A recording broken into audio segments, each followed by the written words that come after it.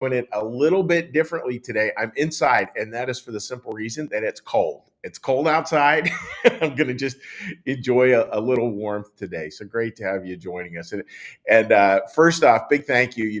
My buddy Marcus, who's our tech guy at New Church Live, shows up on these little morning calls. And I just want to give a public thank you to him. Streaming stuff, when we try to get it to work, it's always like it goes seamlessly, and then you make some changes that we need to make, and all of a sudden there's a lot of bugs and trying to work all that out, which we've been doing the past couple of days. And I am so glad for the patience of Marcus that allows me to join you folks, because many I just feel like throw the computer out the window. I'm not a tech guy, but I sure do appreciate those people who are able to help non-tech people like me walk through this technological world. So thank you for that, Marcus. So today what I wanted to talk about is a really fascinating concept that's embedded, numerous times actually in the New Testament.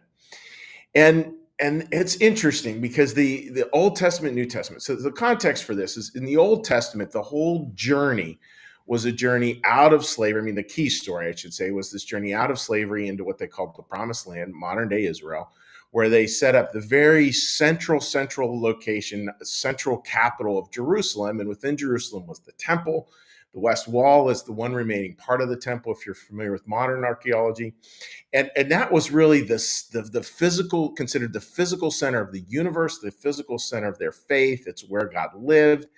It was that focal. So you have this whole journey going from slavery through the wilderness and then into the Promised Land and then Jerusalem. And there's that clear line that they're going that way. And if you think of it almost like a nirvana, it's trying to reach that space, both metaphysically and literally. Which is why Jerusalem today is, again, so contested. And a fascinating flip to it is what we're going to read in the story today. And we see this flip many times, actually, with Jesus. More than once, he does this where he kind of changes our view of that journey. So let me pick that up here. So we've come to the end of these debates that we've been looking at. And here we are. Then Jesus went back across the Jordan River. So here's Jesus. He's in sort of the what was considered the Promised Land, quote unquote, even though it's occupied by the Romans at this time. He crosses back over the Jordan River, to the place where John had been baptizing in the early days, which was the wilderness, what they called the wilderness. He stayed, and many people came to him. They said, though John never performed a miraculous sign, all that John said about this man was true. And in that place, many believed in Jesus. So there's a beautiful counter movement. And we of course, in our rapidity, we just blast right through that stuff, and yet it's really miraculous. Now again, the Bible was written. It wasn't written like to be a line-by-line history book. Jesus was a real historical figure too, but that's not what it was written to do. And that's why there's 4 different gospels, each with different accounts. And they all knew that. It was trying to portray the character of Jesus's ministry. And this line really portrays a lot about the character of Jesus's ministry. Here he had been in sort of the central part of modern day Israel, a place ruled by the clergy, the Pharisees the religious authorities, Pharisees at that time, religiously and culturally. And here Jesus goes, yeah, that's not where you're going to find it. Actually, you're going to have to do a reverse migration, where instead of going from the wilderness into the very capital, you're going to have to go from the capital back into the wilderness. Think about that. That's brilliant theology. Brilliant theology.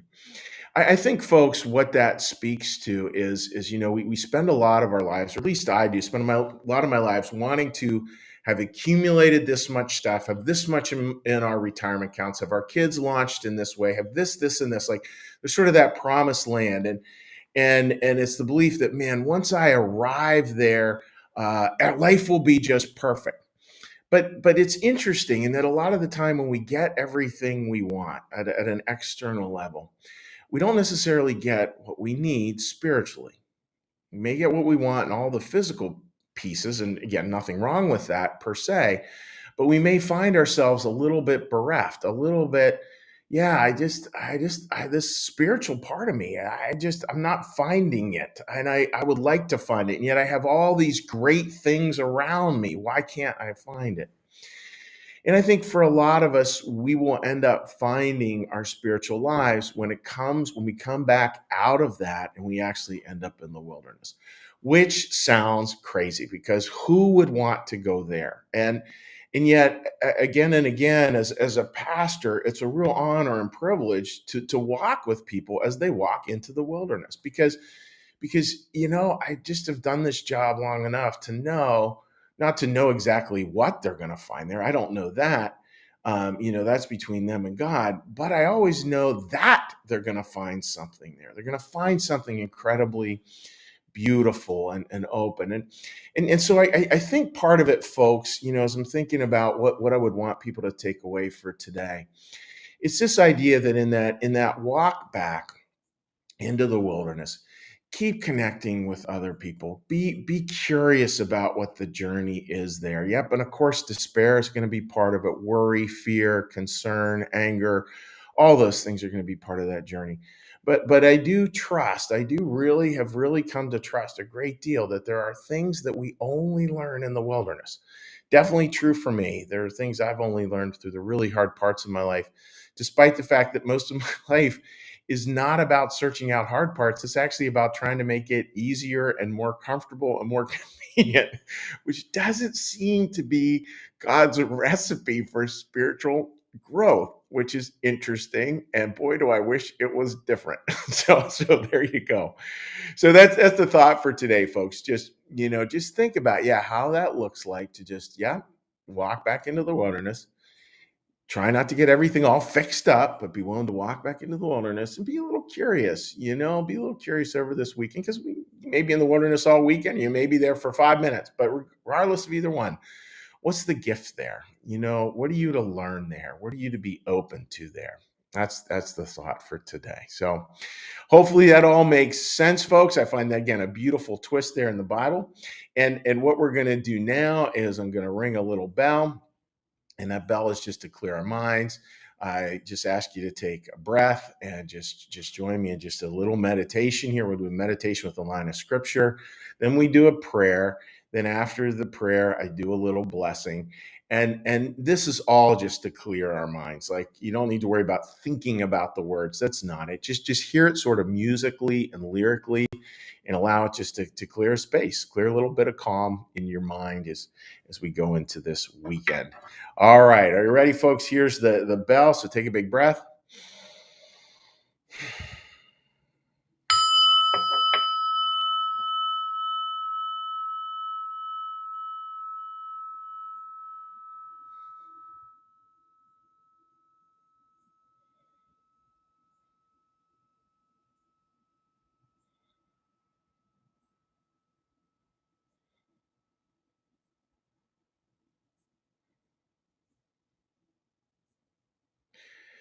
Be still and know that I am God.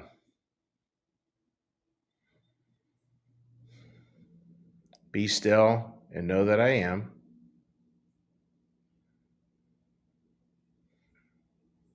Be still and know that I.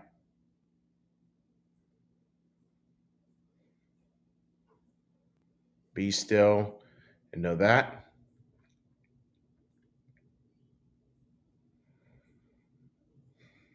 Be still and know.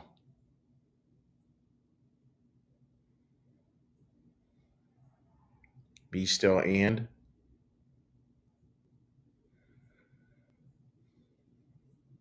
be still.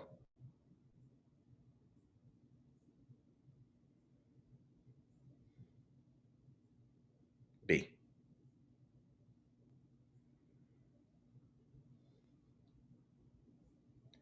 Our Father, who art in the heavens, hallowed be thy name. Thy kingdom come, thy will be done, as in heaven, so upon the earth.